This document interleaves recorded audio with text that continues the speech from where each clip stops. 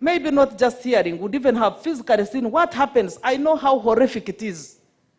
But it is only when other people see is when they will realize that they would have to partner with you in drumming for support in the fight and the struggle against it.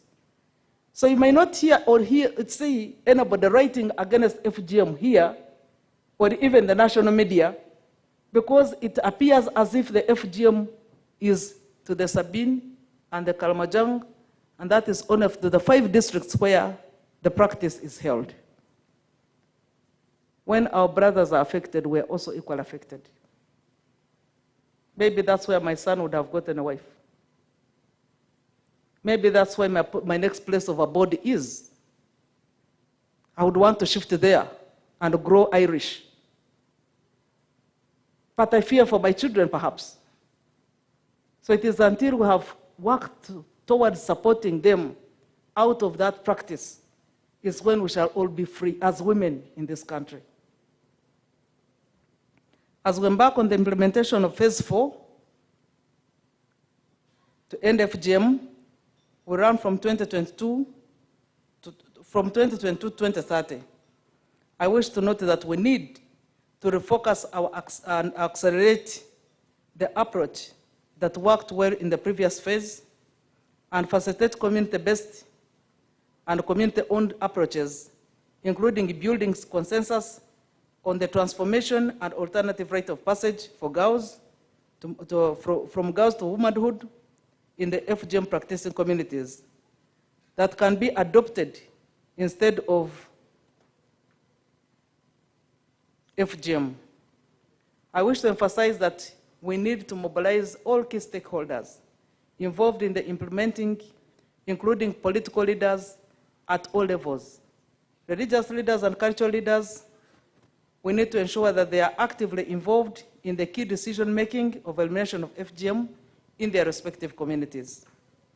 The leadership at various levels will play a critical role in mobilizing communities for mindset change, mobilizing resources, setting the pace for transformation, social and gender norms to end FGM. Our brother stood here, one of the cultural leaders, and told us, you know, we marry many women. And so there are these other co-wives that laugh at the ones who are unmutilated.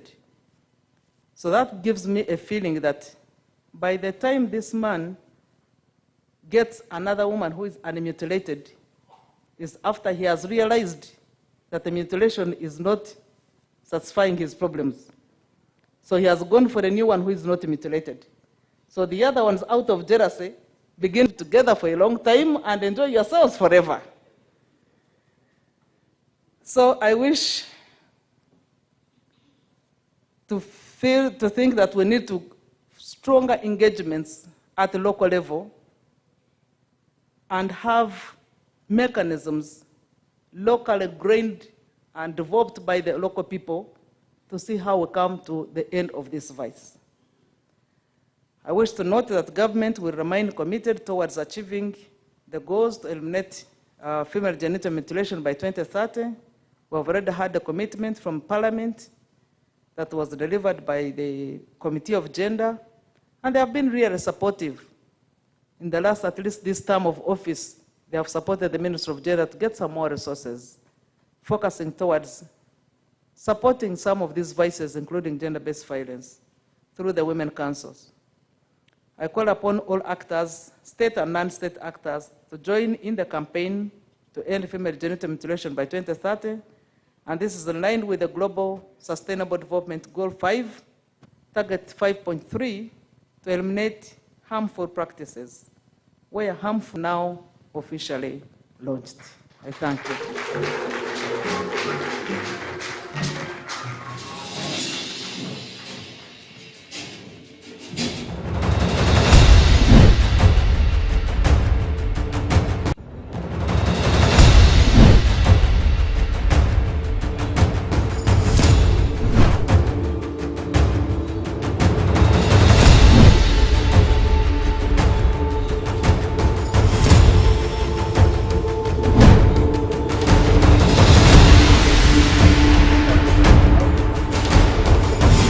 hold on, hold on.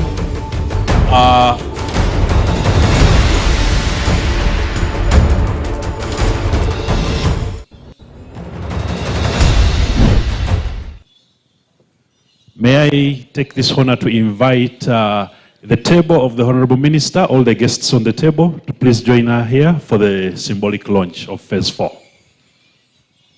Yeah. And Madam Commissioner, please join the Honorable Minister as we symbolically launch Phase 4. It's going to be performed on the screen. The Honorable Minister will take us through stages. Each time she points at the screen, there will be a stage that is shown on the screen with some text that will be read out until we reach Phase 4. It will be sort of a chronology of where we have come from. Okay, can we start now?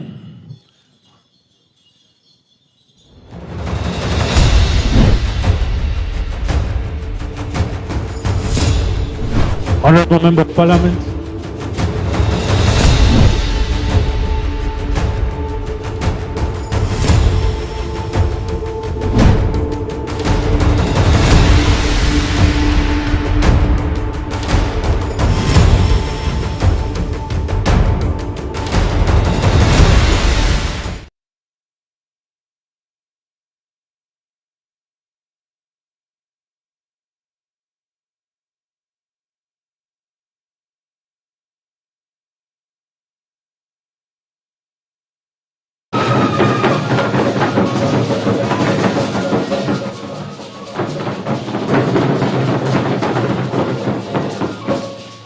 Very good. Honorable, thank you so much. That was it for the launch of Phase 4. Thank you for taking us through from the first day to now, and then launching us into what is going to happen in Phase 4. Ladies and gentlemen, I'd like to thank you so much for being here, for this opportunity. Honorable Minister, it's now time for some few photographs to be taken. And may I request that we remove the podium so we can take the shots here. So the stage team, please run pretty fast, because after the photo opportunity, the team will be moving down for lunch, which is already set at the restaurant. As they remove the podium, as the podium is removed, allow me extend special thanks to everyone that has participated to ensure that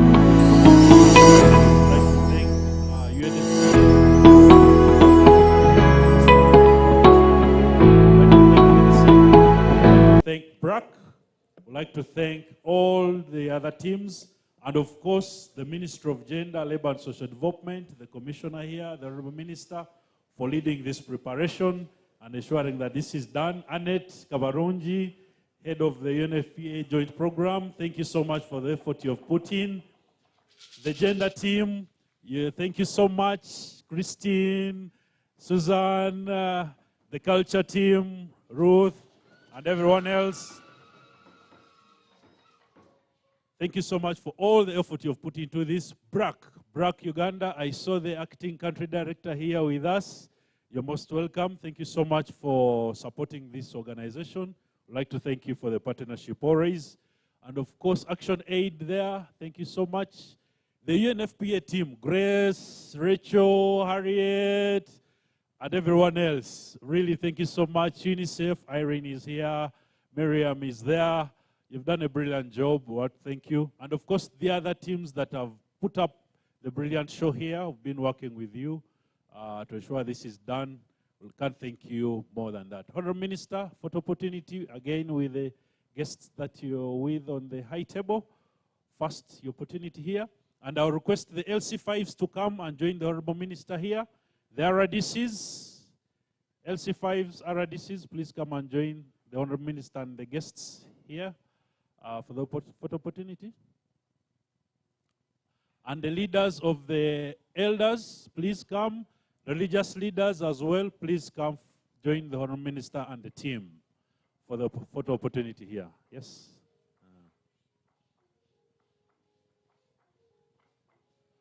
I'll call the next group after this.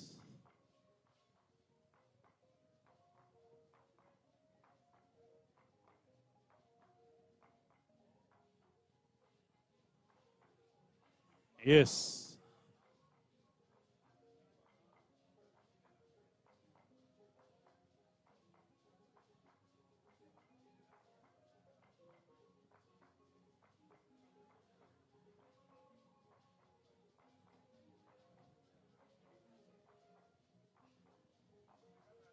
Are we ready? Photography team, are we ready?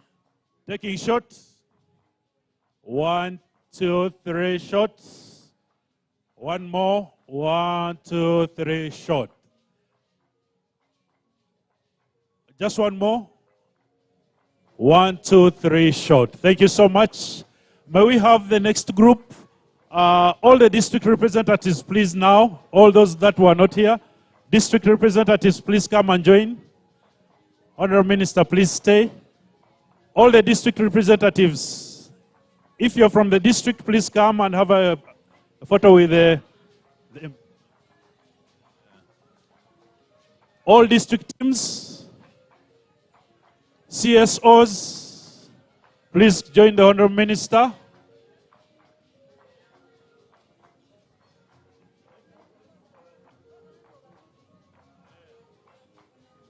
Okay, are we ready?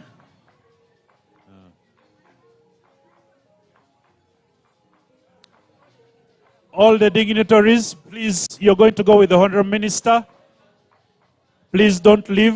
Mr. Phil, please don't leave. I'd like you to leave together with the Honorable Minister. Please.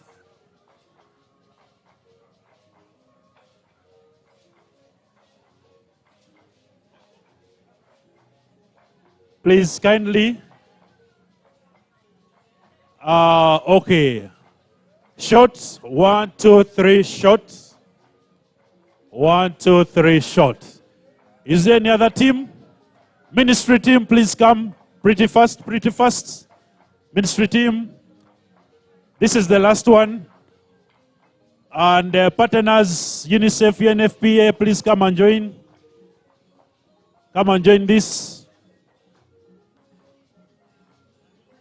Yes. This is the last shot.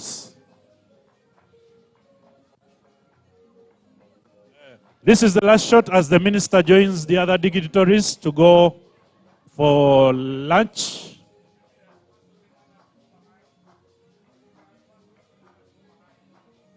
Okay, we are taking now. We take at the count of 3. 1, 2, 3. Feel free to take another one, one last one. Very good, that's done. No, that's it. Women's Council, please let it be the last. The symbol for end FGM, this. Yeah, okay, we are counting 1, 2, 3, then you do this. Okay, 1, 2, 3, go. One more time, 1, 2, 3. Thank you so much. Ladies and gentlemen, thank you so much. May I request the Honorable Minister to join her team, and they are led to where lunch has been set.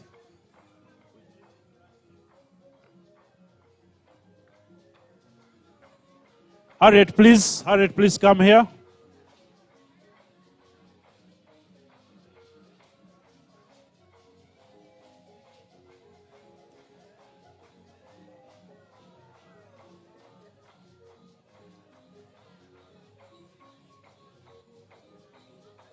Harriet. Thank you so much, ladies and gentlemen, for all the arrangements. Thank you for turning up.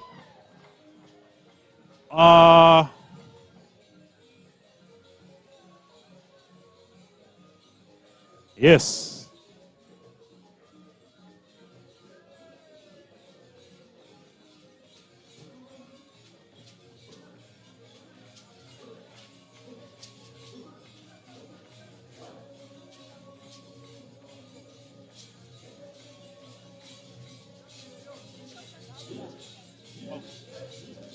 Outside.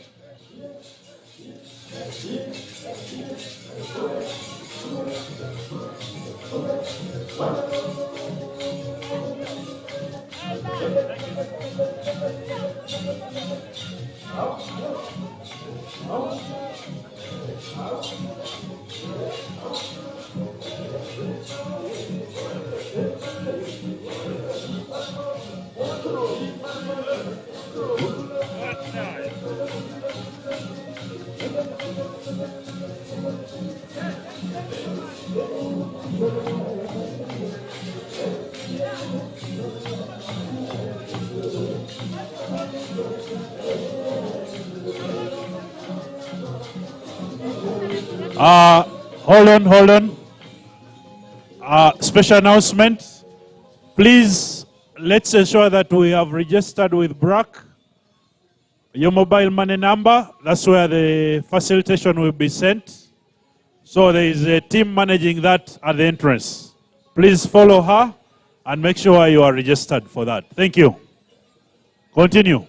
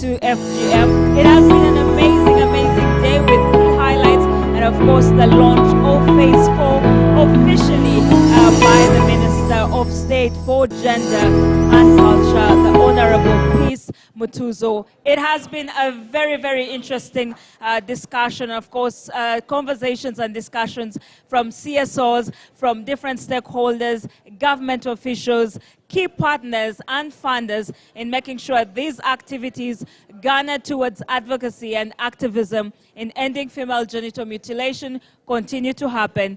Thank you so much for everyone that has been part of this discussion online with the official hashtag as Men and FGM. This year's theme has been partnering with men and boys in making sure they transform social and gender norms and ending female genital mutilation. We have a couple of people, we want to find out what the highlights have been during this whole time and what the experience has been. You could also join this conversation online. Let us know where you're listening in from, where you were watching from, and what you think about this amazing day. Hello, how are you doing? Thank you. How are you? I'm doing great. What's your name? I'm called Apofia Mgoye.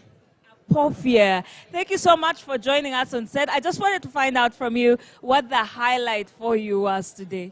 Definitely, I was so excited. Being the organizer, I saw the men that we wanted to really push this mission on board. I'm excited, and they're really willing to support us to see that we don't have or we eliminate FGM among the young girls and women. Excited. Yes. There was a poem by a young man. Tell me what feelings that evoked. Definitely, it was so emotional. Seeing a young man actually speaking what we're supposed to do as government partners, CSOs. Now I think it's a challenge to us to see that whatever this young man has talked about, we put to use, we put to real implementation. And it's a challenge to us, both the government and non-government. Interesting. Perhaps for the last message, what would be your call to action for everyone involved in this particular campaign? I think one is we need to make sure, we need to really bring all stakeholders on board, because we see that men and boys are the drivers of FGM. Bring them on board, have a dialogue, and get to mobilize them and make them aware on the repercussions or on the negative impact of FGM, both on their girls and also not those who are not specifically their girls. Yes, so basically we need to bring all stakeholders on board and we have a roundtable discussion.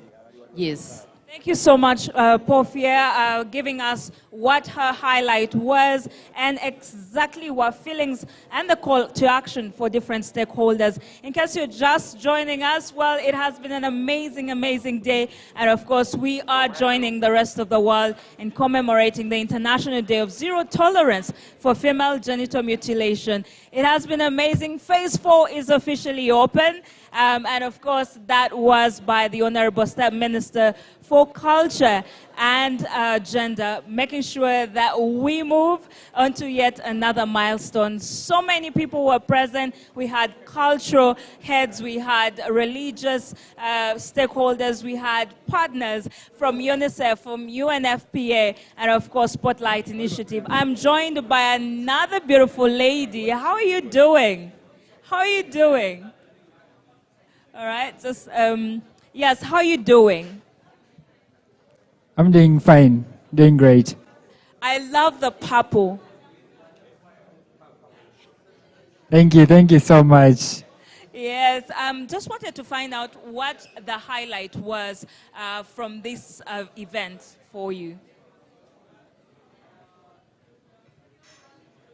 So for me, the highlight was, first of all, the engagement of men, but also the stories that were shared around girls who are running away from homes because home is no longer safe, and ensuring that they are boarding schools so that they can be in a safe space.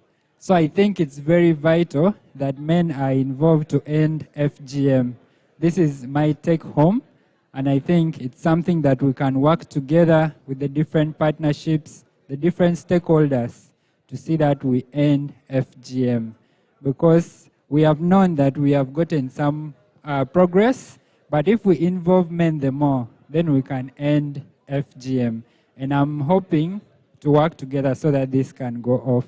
Working together is clearly very important, and that was a highlight. What would be your call to action especially for men and boys moving forward?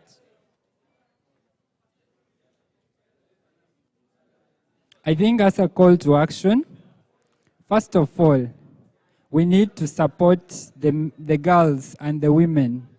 The men should support, but also we reduce instances of early marriage so that the girls can be safe and so that they can achieve their dreams. Let's see them as our sisters, as our mothers, so that the first priority is school, education.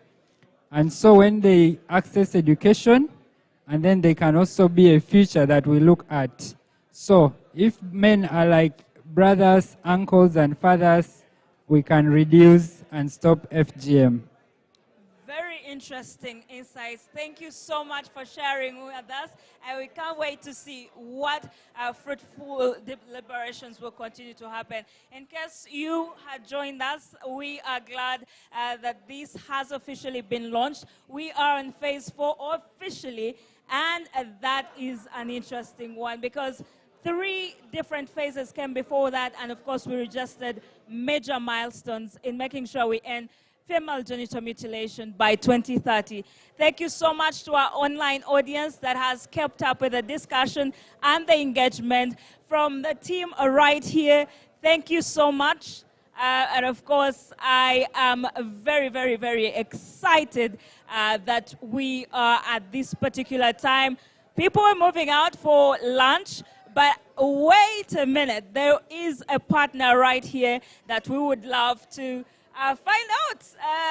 Yes, Mariam, I'm super excited that you're joining me. I was looking for you pretty much the whole day. After our discussion yesterday, this has finally happened. I wanted to find out from you, how do you feel that finally Phase 4 has been launched?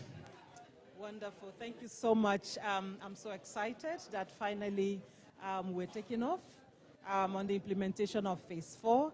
And then from the turnout today, from the high-level commitment that we have received from the government, from donor partners, from government at national and subnational level, including traditional and religious leaders, including the young men, the boys themselves. So we're so excited and happy that we're on the right footing to starting a collective action that will result in delivering the promise. And the promise is to end female genital mutilation in Uganda by 2030. Female genital mutilation out of Uganda by 2030. You had every stakeholder in this very place. How do we move forward? Because we all know that, declarations are made. How are we making sure we're holding all the different stakeholders accountable in making sure this happens? Thank you very much. The good news is that implementation of the global program, the joint UNFPA-UNICEF program to end female genital mutilation, is well coordinated under the leadership of the Ministry of Gender, Labor and Social Development. And you see how well they participated and led the event of today, with the Honorable Minister herself making very good declaration.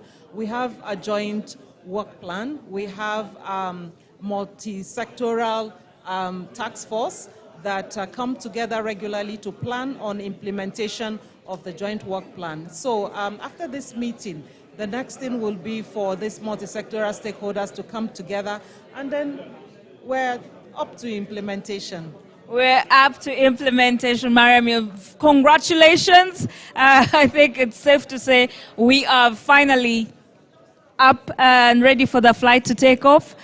Maybe your last key takeaway from today's event. Thank you very much. From today's event, it is obvious that the participation, partnering with men and boys is key. And like I've said before, they have the key. Yes.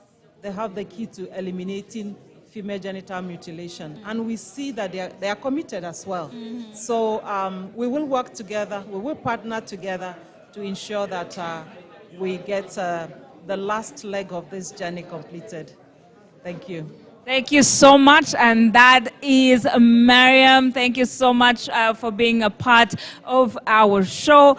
I hope you have had a great time at this year's event. We officially launched Phase 4, and we joined the rest of the world in commemorating the International Day of Zero Tolerance for Female Genital Mutilation. From us and the team here, it's been amazing. Till next time, bye-bye.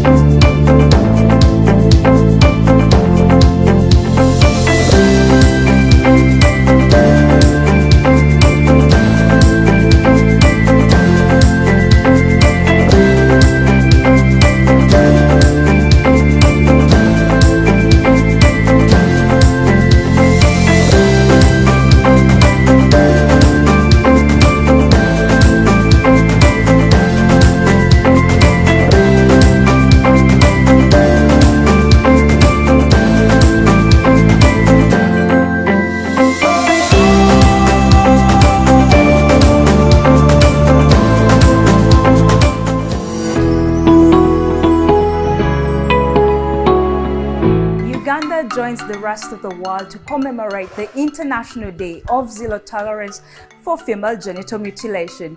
I am here in Kampala. My name is Tracy and I am at the UNFP offices to find out what's up for this year.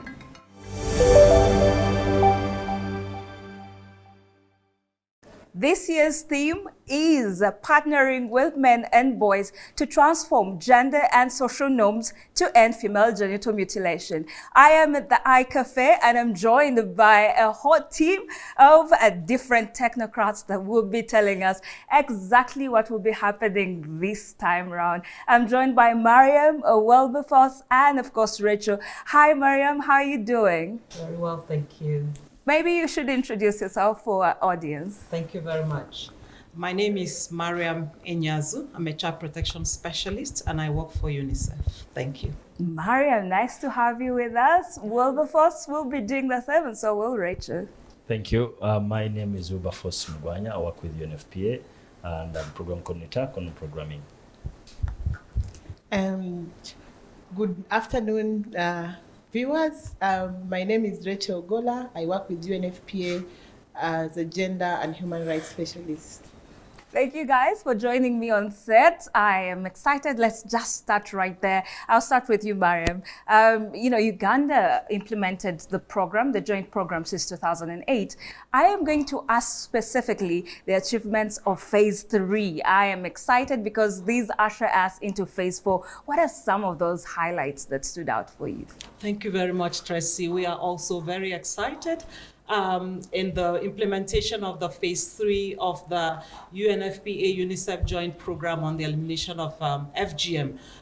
Uganda as a country made major milestones in addressing the issues of female genital mutilation. Mind you, phase 3 built on the lessons, the achievements, and the challenges of phase 1 and phase 2, focusing on issues around policy and legislation, access to services, changing social norms, and as well as building the life skill, the livelihood opportunities, and economic empowerment of women and girls. Key achievement for Uganda was the leadership role they played in coordinating the regional response on FGM. Uganda played a very key role in convening cross-border collaboration on FGM that involved 5 countries: Kenya, Somalia, Ethiopia, Tanzania, and one other country, but 5 countries in the East African region came together, developed an action plan that is currently being implemented. And that is a very big milestone that Uganda achieved as a result of the leadership role they played in the regional and the country FGM elimination program. Very commendable highlight right there. Rachel, I'll just jump right to the next one. We've spoken about the highlights of phase 3. I want you to just draw for us the picture and forecast of phase 4 and what that looks like in making sure we end FGM by 2030. Yeah, the global program on elimination of FGM is implemented by 17 countries. And Uganda is just one of the 17 countries. And this is a program that has been implemented for decades, over 10 years. So we have a number of lessons that we have learned, strategies on what is working, not only in Uganda, but also globally. So looking forward, we want to accelerate these best practices, these strategies that are working.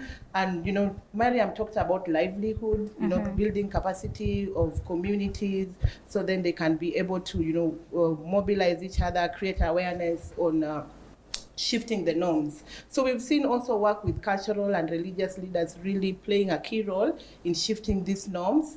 And so these are some of the things that we really want to move forward with as we go to, the second phase.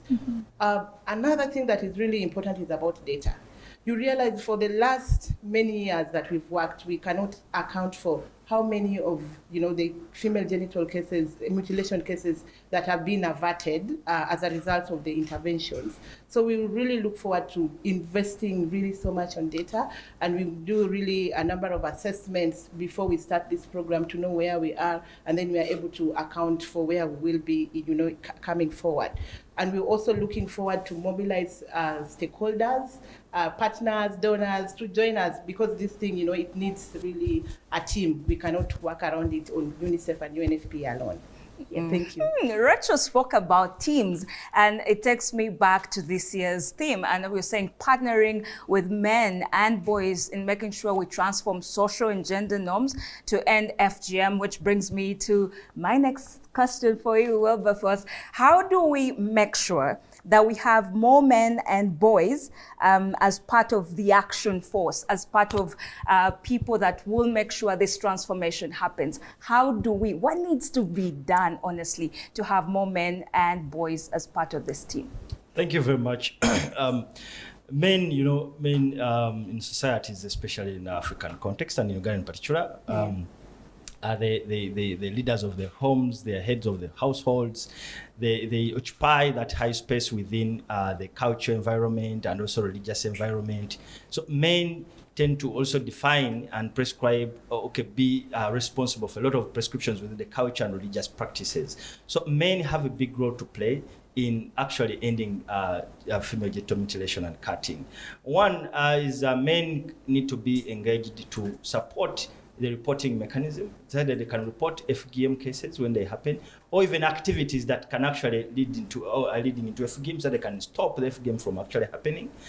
Men also are fathers. These daughters are fathered by men, and they are brothers to these girls who are cut or who suffer female genital mutilation. They are brothers. So men need to come in now and protect and defend these girls and to have safe spaces within the communities where they stay. The men can also engage into now transforming the cultural practices or the cultural environment to take away FGM, which is a human rights violation within the society. So men have that big responsibility and role to also come in and communicate to the rest of the communities where they actually stay, that actually FGM is not a nice thing to do. And also men are the ones who actually marry the girls who suffer from FGM and so on. So, and it's also known that the girls, once they suffer FGM, that leads them into marriage, or it's actually one of the best ways, one of the common ways that they are heading into maturity, into marriage and so on. So the men need to now denounce this and actually stop the perception and appreciation that FGM is one way to get a person married. So men have a big responsibility to play, and we actually need to engage them as heads of the household, as heads of the communities where we stay, so that they can protect these girls, they can report FGM when it happens, they support their sisters and daughters, but also do denouncement or denounce FGM within their communities, and also mobilize other people within the communities to actually stop FGM. So they need to be gatekeepers of the girls and also to stop the vice. Thank you. Absolutely. I couldn't agree with you more. In case you are joining us online, make sure you follow the conversation. The official hashtag this year is Men and FGM. Continue the conversation in the comment section. For now, I'd love to call another panelist to join us. And of course, right from the government, we have the PRO, Mr. Frank, all the way from the Ministry of Gender, Labour and Social Development, to help us understand what policies and what the role of government is in making sure we end FGM. Frank Mugabe is my name, and I'm the head of communications at the Ministry of Gender, Labour and Social Development. There we have it, Ministry of Gender, Labour and Social Development. And of course, it's very prudent that we understand what the stand of the government is when it comes to FGM, so that we know the context, but also we wanted to find out the role that government is playing in making sure this is achieved by 2030. That's right. Thank you so much. Government plays a key role, and as a ministry, we are the lead agency on the government side in the joint program to eliminate FGM in Uganda. And we are lucky that we've been working with very good partners like UNICEF here and UNFPA in this programming, and their support has been key. The commitment of the government of Uganda is unreserved in ensuring that we eliminate FGM. We understand fully that FGM is embedded in the cultural practices, social norms in some societies within Uganda. And if you're dealing with such issues, it takes time. to have a change, impactful change. But if the government is at the lead, then it adds on value and impetus to the efforts that all partners bring.